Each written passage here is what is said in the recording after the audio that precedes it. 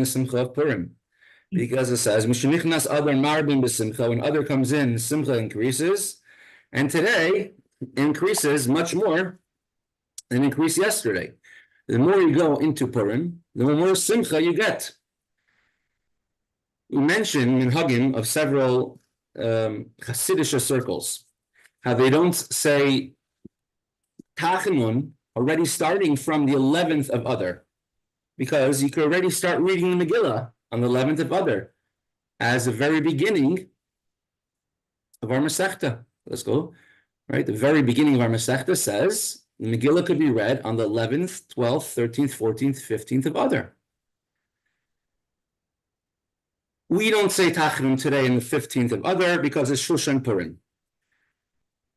When the Jews in Shushan were fighting, they weren't alone. The Jewish people all over the world were with them and were suffering with them, davening for them, trying to support them. And it took them an extra day to win their enemies, and they could only rest on the 15th of Adar.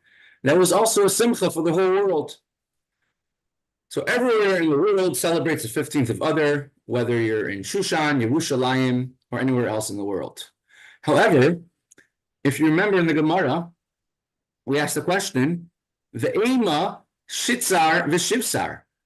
Why can you not read the Megillah? Maybe you should be allowed to read it on the 16th of Adar and the 17th of Adar. And the Gemara answers, V'lo ya'aver ksiv. The Megillah says that you can't pass. You should not go past the days of reading the Megillah. However, a hava mina in Torah is also Torah. A assumption or a question in Torah is part of the Torah. It's holy. It's even if you only learned these words of the Gemara, just the question, in the morning, you would have to make a blessing, a birchas HaTorah, a bracha to learn Torah, even if you're learning just this question. So because of this, that the Gemara has a havamina, a thought to say that perhaps Megillah could be read on the 16th and 17th, from there already they say that these days have a holiness in them. We don't read the Megillah because of V'lo Ya'avar, but these days have the same power and the same greatness and same specialty as Purim, and everything that happens on Purim happens on these days as well. And they don't say Tachanun on these days either, because Tachanun is a very delicate thing. A person has to do teshuvah. And on a day we don't say Tachanun is considered as if we said Tachanun in the most perfect way, with a perfection. So therefore, in many places they don't, many circles they don't say Tachanun on the 16th and 17th. On Shushan Purim, in addition, the Shulchan Aruch says how one should increase in simcha and joy. And the Megillah itself says we have to make these days Yemei Mishta v'Simcha, days of feasting and joy, not just replace which celebrates Purim on the 14th of Adar should make a Simcha on the 14th, and a place which celebrates the 15th of Adar should make a Simcha on the 15th. But both places should make Yemei Mishta v'Simcha, days of joy, days of feasting. And you see that there are times when you read the Megillah on a different day. For example, if Purim is on a Friday, in Yerushalayim, they read the Megillah on the 14th. You don't read the Megillah on Shabbos, and because there's a decree, you might come to carry the Megillah. However, they read the Megillah on the 14th, the day of the rest of the world. And if Purim will come out to be on Shabbos, you read the Megillah, I said, on the Friday or on the Thursday. I mean, there's a famous question asked, how come we have by almost every holiday, Rosh Hashanah, Sukkot, Pesach, Shavuos, we keep 2 days of Yom Tov, 2 days of the holiday, because of Sveika D'Yoma. Outside of Israel, it would not be particularly, you would not be sure what day the Yom Tov would be, how many days Rosh Chodesh there were. And so therefore, the communication took time. So therefore, we always kept 2 days. And outside of Eretz Yisrael, till today, we keep 2 days, although we have a fixed calendar, and although it's not hard to communicate nowadays what's happening in Eretz Yisrael to outside of Israel. Well, how come on Hanukkah and Purim we don't keep 9 days of the Yom Tov, and how come on Purim we don't keep 2 days of Yom Tov? The answer given is because we want to make a difference between a Yom Tov, a holiday, which is said explicitly in the Torah. For example, Shushan, Sukkot, etc. It says explicitly in the Torah what day the holiday, what day the Yom Tov is. So there we keep 2 days. And a Yom Tov and a holiday which is totally rabbinically from the Sanhedrin, rabbinically sourced, which is Purim and Hanukkah, which happened during the near the time or during the time of the second Beis Hamikdash.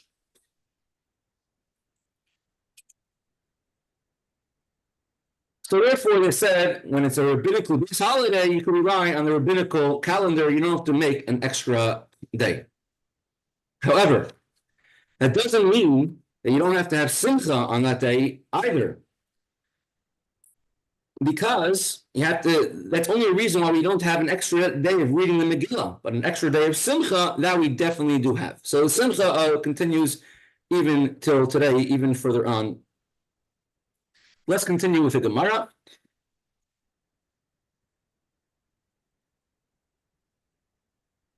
Ma'aseh Egel Harishon.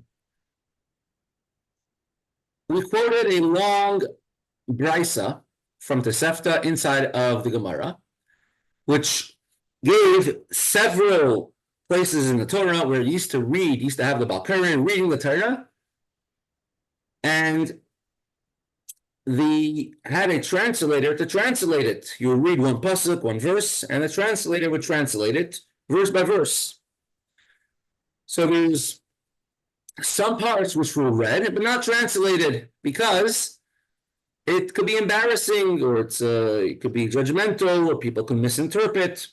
So those who understood the original Torah reading in Hebrew understood, and those who didn't.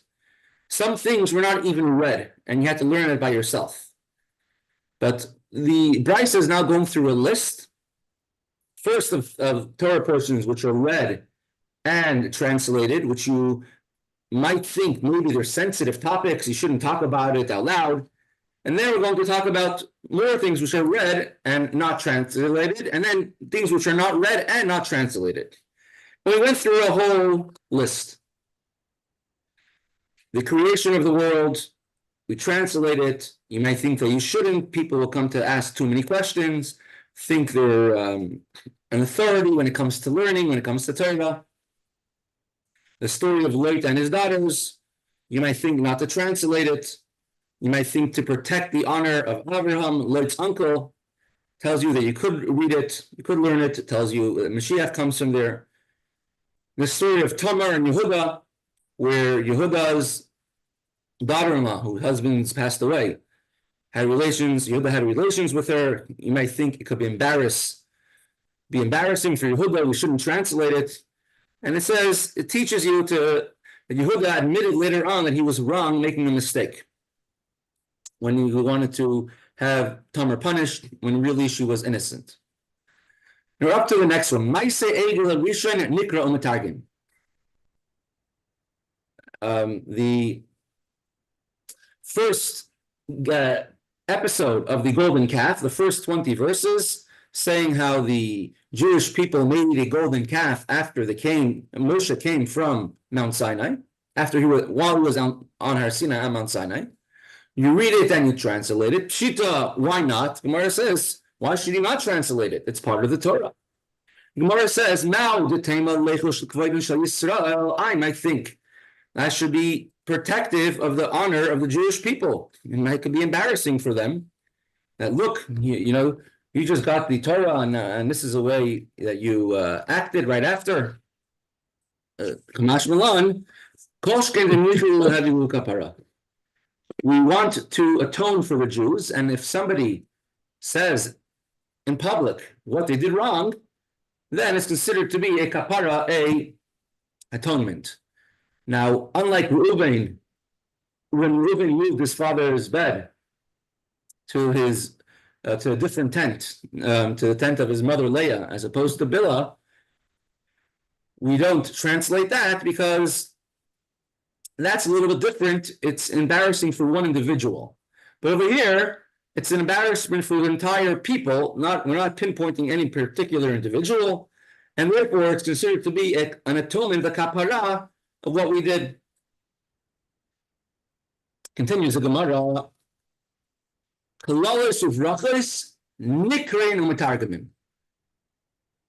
two places in the Torah, in the end of Chumash Vayikra and Parshas Bechukosai, and in Parshas Kisavai, which is always near the end of the month of Elul,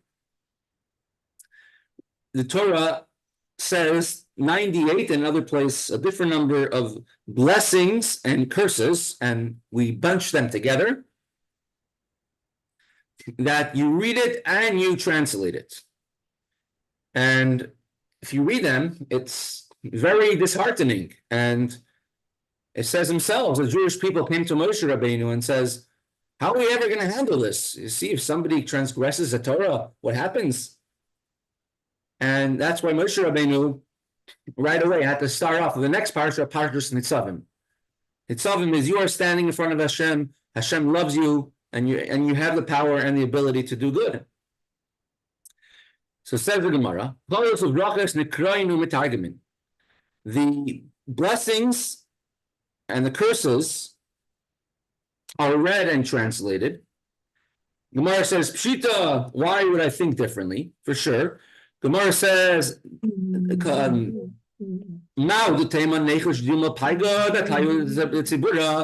I might think to say that this will be too dismaying. The people listening will become dismayed and become upset. And why make people upset, especially on a Shabbos, when they hear all the punishments that can happen if you don't keep the Torah?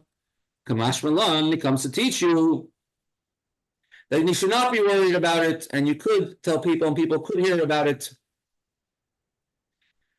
and they go together. Now, the reason why it's called Kollel Brachos, curses and blessings, although in the Torah, if you read it first, it says brachos. It says the blessings first. Baruch atah b'ir, Baruch atah b'asada. First, blessed are you here, blessed are you there. And here in the Brisa, it said Kollel, curses first, is because the whole reason why you will think not to read it is because of only the curses. That's the blessings are no problem to read. My father, Rabbi Shalom, when he was a chassan, so there was a special custom that the Rebbe would give his siddur to a chassan. If someone getting married that day, to daven mincha from that siddur. It's a special mincha. They say the mincha before your chuppah is the most important mincha of your life. And you do teshuvah, you say al chait, you fast that day. And the Rebbe would give his siddur that he would use to a chassan. And the Rebbe gave my father the siddur that day when he was getting married, and he told him you should ask for all the brachas. I think that's what the Rebbe would say to many chassanim who are getting married. So the Rebbe said we should ask for all the brachas, all the blessings. So we read all the brachas in the siddur. So we read, besides for davening mincha, you read the entire V'itim Lecha, the blessings that we say in Matzah Shabbos. You read Birchas Kohanim, any other brachas that were there in the siddur, he read out loud.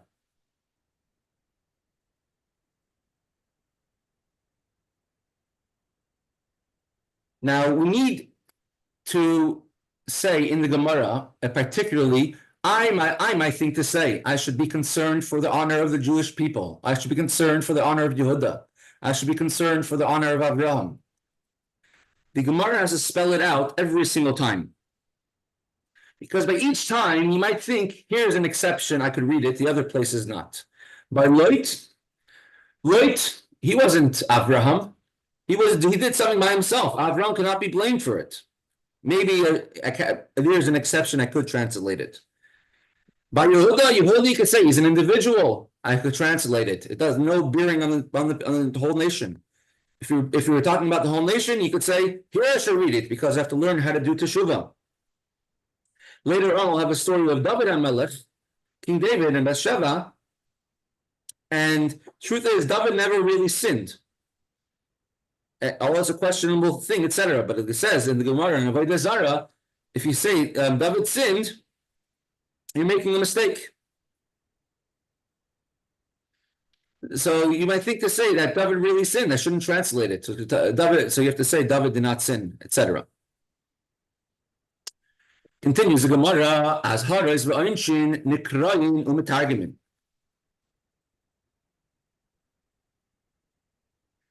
There's many different mitzvahs which the Torah says there's a punishment for this mitzvah. Whether the persons will be cut off, either they'll pass away at a young age, or they won't have a portion in the world to come, or skila, or one of the punishments that Beis Din gives, whether it's malchus or punishments, etc.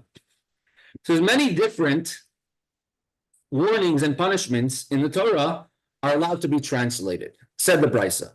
Asked the Gemara, Pshita, why should you think that you shouldn't translate it? Obviously, it could be read and translated like everything we've said above. The Gemara answers, and a very special thing.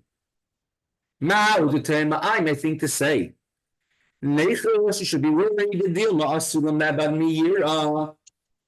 I will come to serve Hashem out of fear. There's two ways one could serve Hashem, out of love or out of fear. Kamash Malan, it comes to teach us that you're not concerned for this. Chassidus, this is half of Chassidus, right here. Talks about Avas Hashem, Yiras Hashem, the whole Tanya. How could I come to love Hashem? How could I come to fear Hashem? We define what is love, what is fear. The very lowest level of love, the very lowest level of serving Hashem is called Yiras Ha'inish, being scared of punishment. Now, it's a way of serving Hashem. There are millions of Jews in the world today who do mitzvahs because of Yiras Ha'inish, are scared of the punishment that they could get, and they're awaiting the award they're going to get. And there are millions of Jews in the world who serve Hashem in such a way. But this is an elementary way, a beginning way of serving Hashem. And Chassidus brings us up to a higher level. What does it mean, Avas Hashem, Yiras Hashem? And we learn in Tanya at great length. But Yiras Hashem, there's Yira Ilah, Yir Tata, lower fear and higher fear. Lower fear is Kabbalas O, like a servant. There's a fear, if a child, if somebody is traveling away, father is traveling away, and the child says, don't go. Are they scared the father will punish them, or they're scared of being separated from them? Many people says, I love it. Hashem is so great. How can I do something? Someone I love so much, I'm going to go against them and make them unhappy. It's a fear of separation, a fear of being away from Hashem. Right? There's higher levels of Yiras Hashem. Right? There's that's still in a certain sense about yourself. There's a higher level of Yiras Hashem, which talks about like a tzaddik could feel it, like a malachim, how I'm only this. Hashem is me. This is my life. And fear and love are very intertwined, and usually one comes from the other. Right? Like we mentioned before several times in this Mesechta, there's some kings who rule from fear. Some kings who rule from love. People love them so much and they'll do anything for it.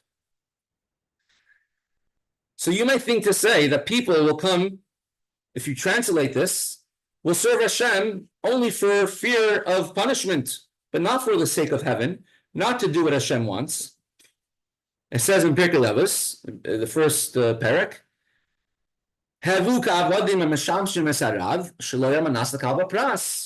you should be like a servant who serves his master, not to receive a reward.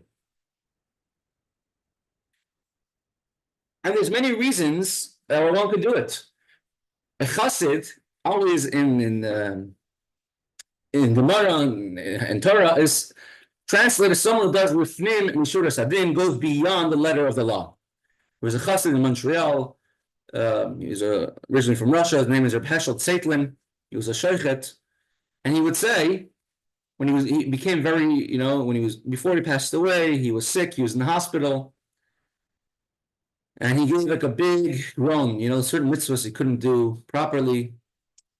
He says, if I can't do it properly, at least let me do it the way it says in Shulchan Aruch. Which means like this. Shulchan Aruch is our guidebook, telling us what to do, day in, day out. A chassid is someone who goes beyond the letter of the law. And if Shulchan Aruch says it's okay to do A and B, and we'll try getting ourselves to do the best way, have the nicest tefillin, to daven with extra kavanah, to in every single aspect, in every single deed, and on Purim to give extra matanas lov yoinim, etc., etc. So we see that there's different types of love of Hashem, different types of fear of Hashem. The Gemara in Mesechta Sotah, for those who learned it, talks about two students of Rava, which had a dream. One says, a pasuk which said, "Ma'arav tuvcha asher sfant l'reyecha," the great reward for those who fear Hashem. And the other one had a dream which had a different verse, "Those who love Hashem will be happy, will be joyful." He said there's two different types of ava and yira, love and fear. Love and fear of a punishment and reward is one lower level. A love and fear of Hashem, because Hashem is my life, and on a higher level, because Hashem is me, I'm so connected to Him. And on the deepest level, it's love of Hashem, which comes from the essence of who we are. We cannot be possibly separated from Hashem. And this connects with the Gemara before, which says, "Hakol b'idei shemayim chutz mi'yirei shemayim." Everything is in the hands of heaven, besides for fear of heaven. Yes. If you want to look at Hashem as a big scary God who's standing over us, that's one way of looking at Hashem. But it's in your hands how to relate to Hashem. Is Hashem my loving Father who I'm scared of disappointing? Or is Hashem a loving Hashem who we want to do everything and, God forbid, to disappoint? And that's what it means.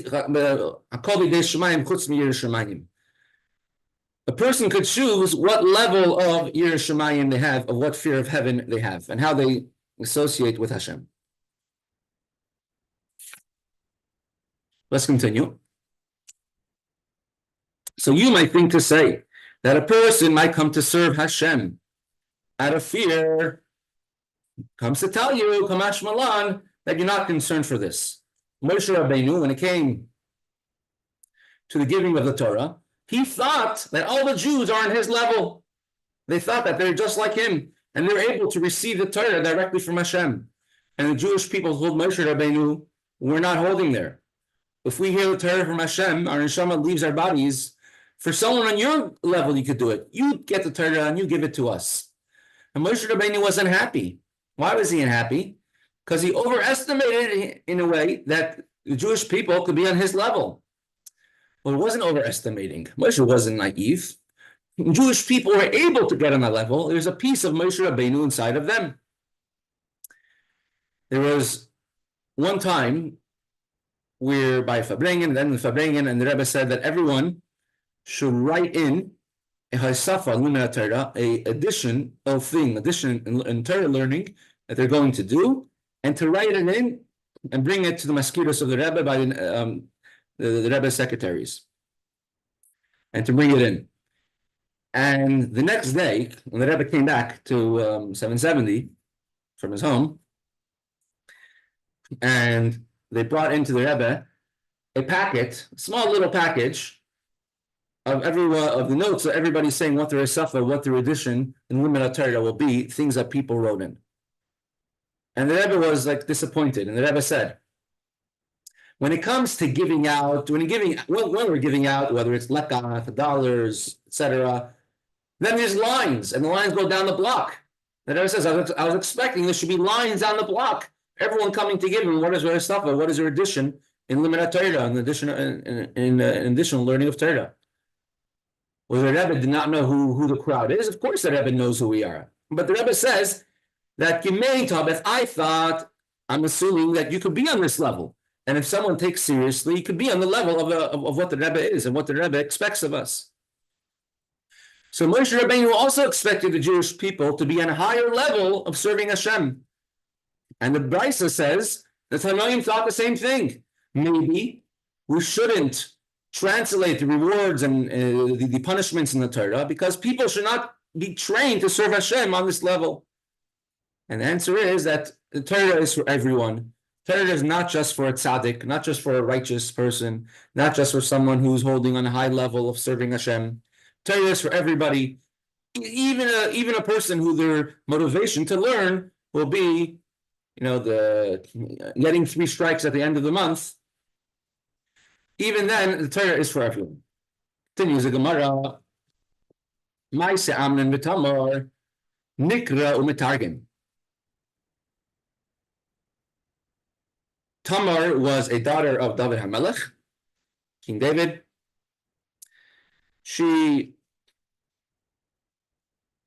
was actually a daughter from a Yefas Toyar, a woman who was captured from one of the nations. And she was actually a sister of Avashalom, one from before she converted, one from after she converted completely. Now, Amnon and David, Amnon was the son of David. Amnon wanted to become king. David had many troubles at the end of his life from several sons of his who became rebellious. The one who took over the kingdom, became king after, was his son, Shlomo, King Solomon, Shlomo HaMelech. At the ripe old age of 12 years old, he already became king. But the older brothers of David HaMelech, David had 18 wives, 6 wives and 12 pilagshim, concubines. So David HaMelech had older sons who thought that they can become king. One of them was Avashalom. Famous story with him. Till today, you have the memorial of Avashalom on Har Hazeisim, standing, the one that he built for himself because he had no sons. You have another son called Amnon, and Amnon also wanted to get power and become king.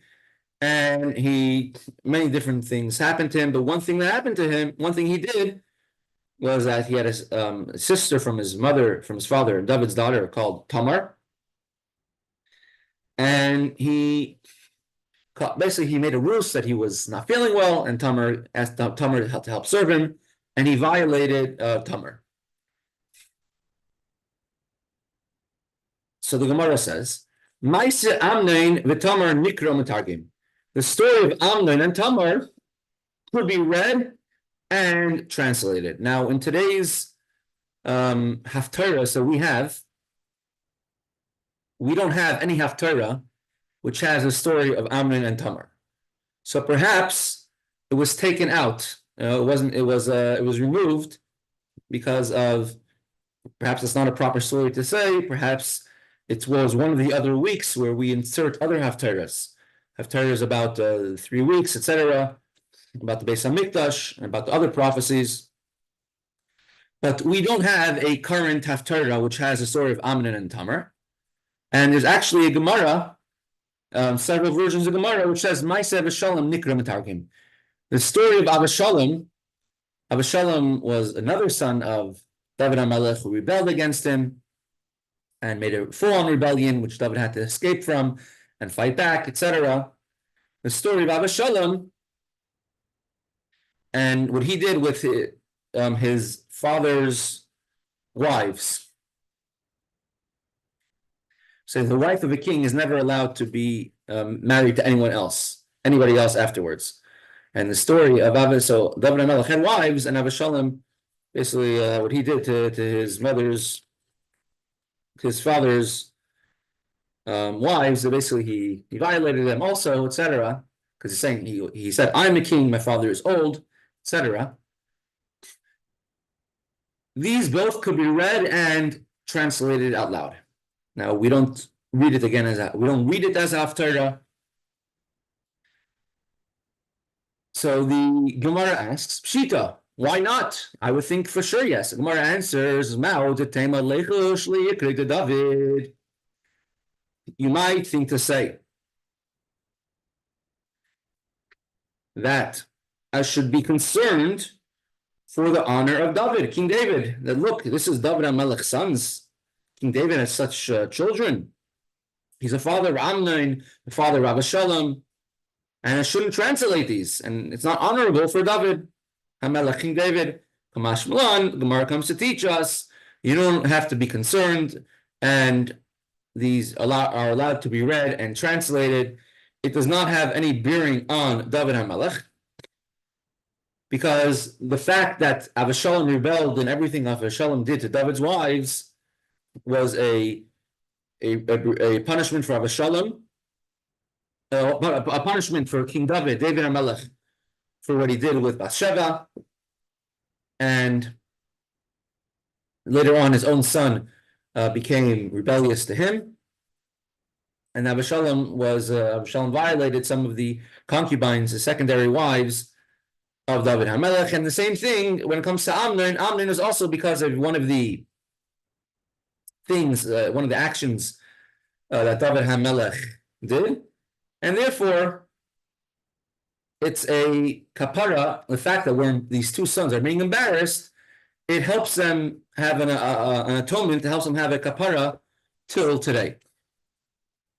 And we have a atonement to forgive the sons of David HaMelech for all of their actions. We see later on, David HaMelech, even after they were killed, he did everything he could to lift out Avshalom and David from Avshalom and Amnon from Gehenna, from purgatory. So we're going to continue today. It's a SImcha of the Rebbe from the year 1954. Purim was on Shabbos, and that year the Purim for bringing was on Shushan Purim. On Shushan Purim, which was Shabbos, and the Rebbe spoke about the specialty of Shushan Purim. Don't think we are on a secondary, lower level of Purim. Purim on Shushan Purim are the exact same level of SImcha. The only difference is on Shushan Purim, the day after Purim, you have to be even more happy than the rest of Purim. In Yerushalayim, in the places where they celebrate the 15th of Adar as Purim, they say Ala Nisim on Shabbos. But everything else, they do on Friday. They read the Megillah on Friday. They have their meal, festive meal on Friday. Or some even do it on Sunday, but they don't do it on Shabbos, because there's two different levels of SImcha, of joy. One is SImcha of Shabbos, and then one is SImcha, which is the Rabbanan, not from the Torah, of the SImcha of Purim.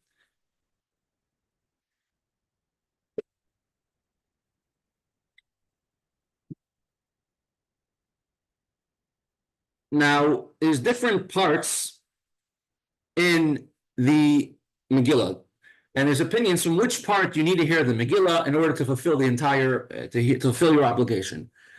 We went through this previously in the Gemara, and we said whether it's from chapter 5, chapter 2, chapter 3, and they end up saying that you need to read the entire Megillah. But all of them spoke about the idea of Toikif. This is the main miracle. This is a main miracle starting from chapter 6.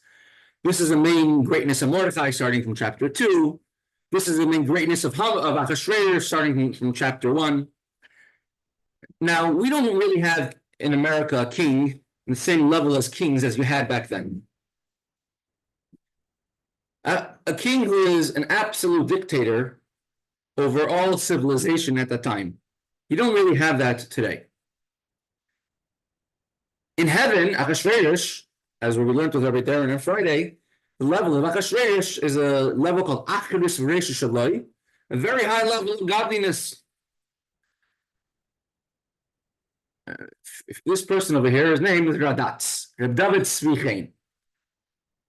Radatz, his father was Reb Peretz Chaim. Reb Peretz Chaim was a very unique. Shalom Aleichem, Reb Moshe, welcome back. Thank you for joining us. His father, Reb Peretz Chaim, was very unique. he saw 6 Chabad Rebbes. As a child, he saw the Alter Rebbe, he saw all the Rebbes in between, and when he was an elder Chassid, he saw the Frierdiker Rebbe, and the Frierdiker Rebbe was in a baby crib. This is a Radatz, Rabbi Tzvi. He was called the Hershel Chernigover. He was a rabbi in the city of Chernigiv for over 70 years. He was a tremendous Talmid Chacham, a tremendous Torah scholar, a tremendous Yiras Shamayim. He davened at length for many, many hours. So Rabbi Hershel Chernigover, as he was called, the Radatz Chaim, he was someone which didn't take into account the niceties of this world so much. He was someone who was really a person who was above how things ran. And even in a certain sense, when he was in his elder years, they told him, Russia was a very advanced country. They only had about, I think, 100 miles of paved road in the late 1880s or something. A very, very advanced country.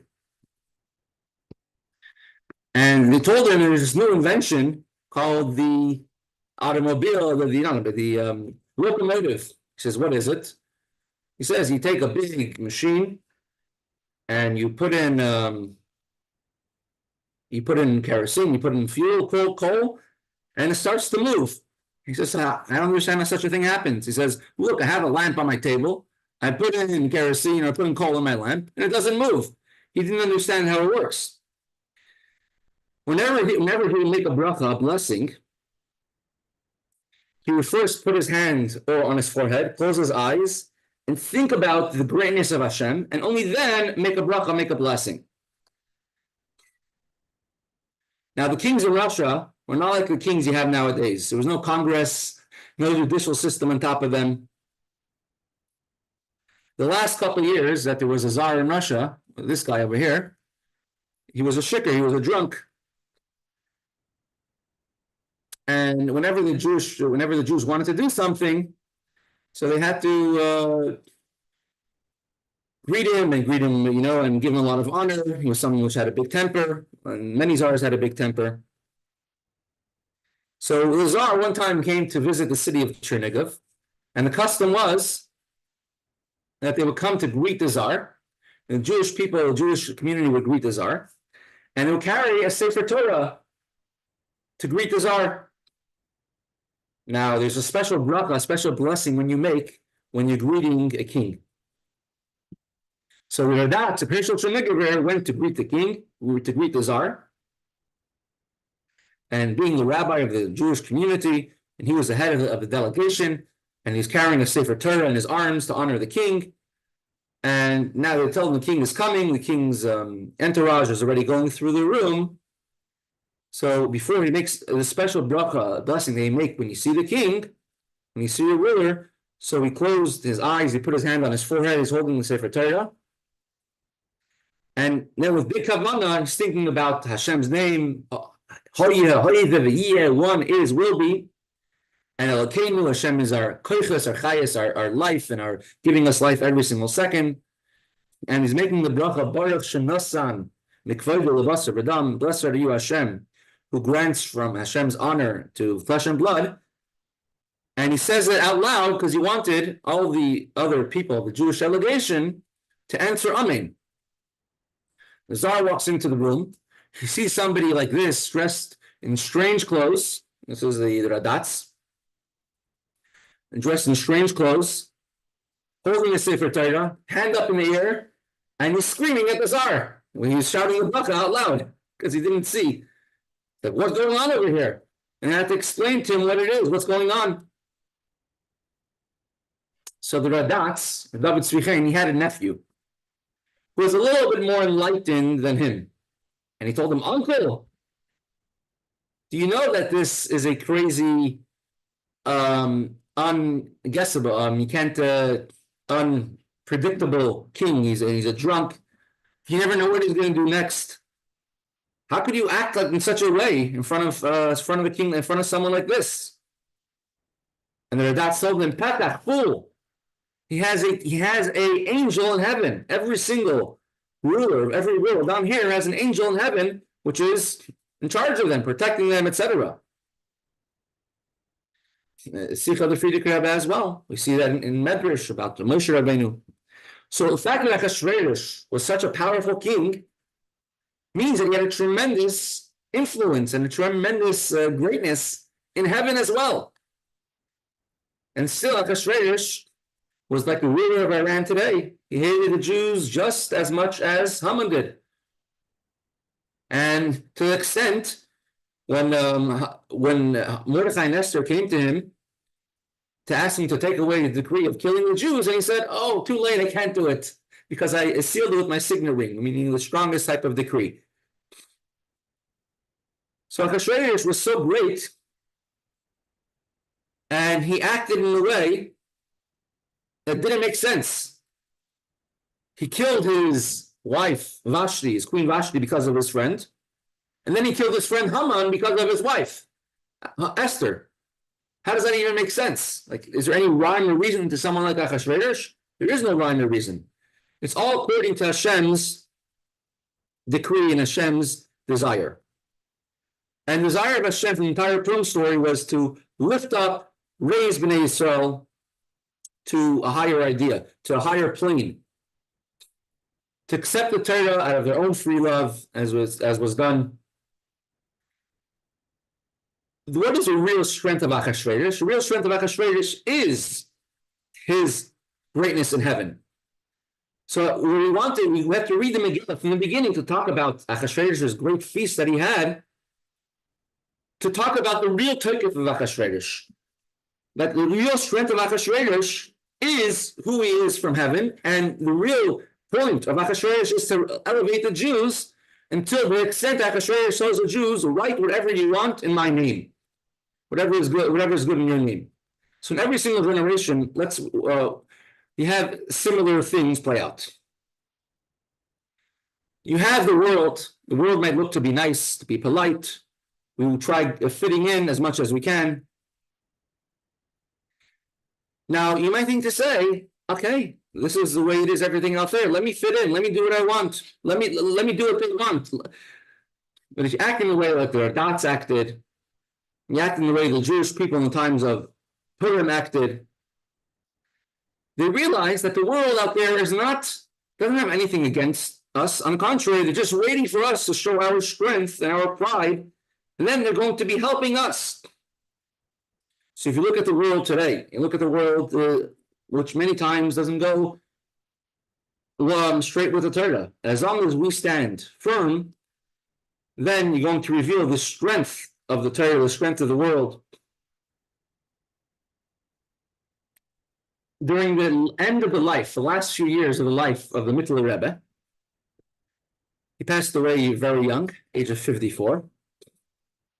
The Megillah Rebbe, the son of the Alter Rebbe, and he said a mimer which was called to understand why are Jewish children being kidnapped and abducted to the army.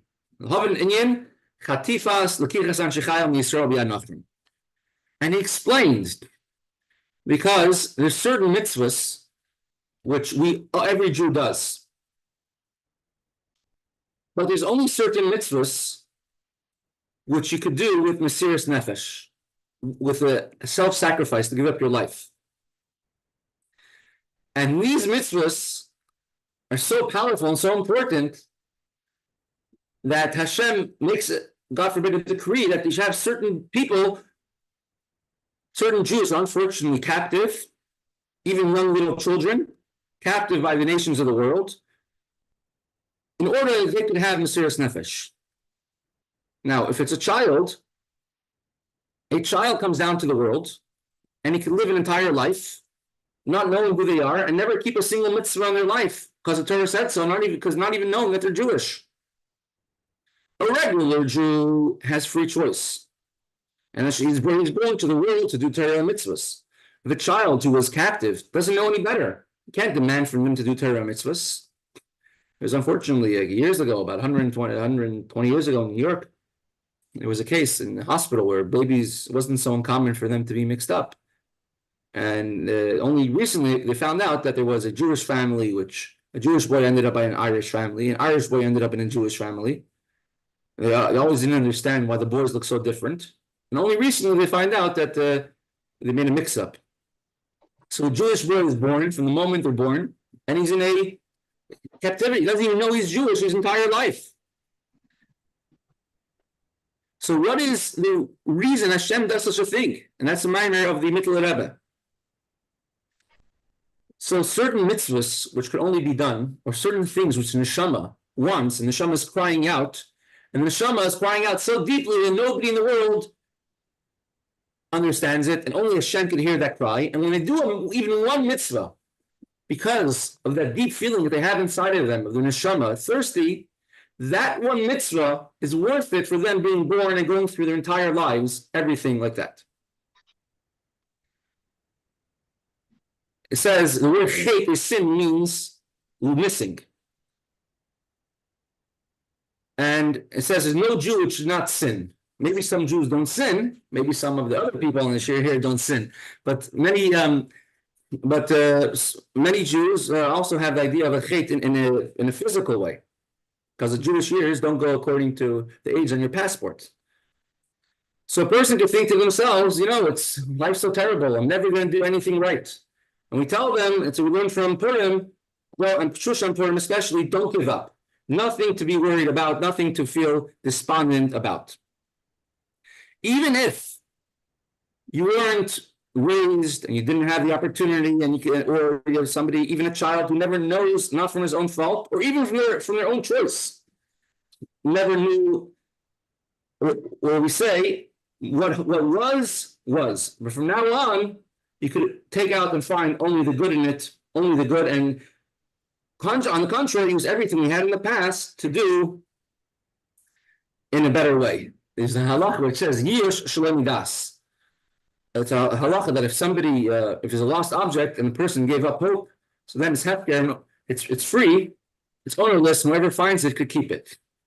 But they have to know that they lost it. If they never lost it, if they never knew they lost it, they never gave up hope of finding it. Called Yish Shalom Das. They say Yish could also means hopelessness, despondency. And we say it means Shalom Das. It comes from not thinking, because if a person just would think, they would never give up hope. So it's learn Torah, do mitzvahs, another pasuk, another word, one more mitzvah. We're going to Mirza Hashem come to the ultimate completion of all the Torah and mitzvahs. So with that, we will continue tomorrow in Mirza Hashem.